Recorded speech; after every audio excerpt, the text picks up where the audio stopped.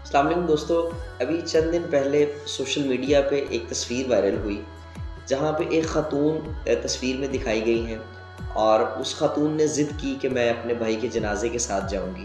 اور جنازہ ہوتا ہے، اس شخص کی تدفین ہوتی ہے، اور تدفین ہونے کے بعد وہ قبرستان میں کھڑے ہو کے اونچی آواز میں اللہ کو مخاطب کر کے کہتی ہے کہ یا اللہ تو اپنی رحمتیں اس شخص سے اسی طرح دور رکھنا جس طرح اس شخص نے 30 سال اپنی بہنوں کو وراثت سے دور رکھا۔ آپ اندازہ کیجئے بہن کتنی تنگ ہوگی، بہن کتنی دل برداشتہ ہوگی، ورنہ کون سی بہن اپنے بھائی کو بددعائیں دیتی ہے۔ بہت بڑا المیہ ہے۔ میری تمام بھائیوں سے گزارش ہے، اپنی بہنوں کو حصہ دیجئے۔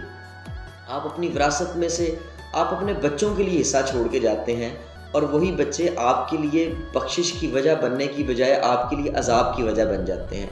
یہاں پہ ایک واقعہ مجھے یاد آ گیا۔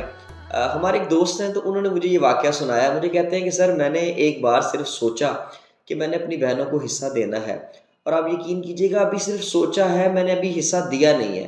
اللہ نے میرے معاملات اتنے آسان کر دیے، میرے کاروبار کی سچویشن ایک دم سے یکسر بدل کے رہ گئی۔ اللہ نے سارے کرم کر دیے، ابھی صرف سوچا ہے، اور میں یہ سوچتا ہوں کہ جب میں یہ حصہ دے دوں گا اپنی بہنوں کو، تب میرا اللہ میرے اوپر کتنا کرم کرے گا۔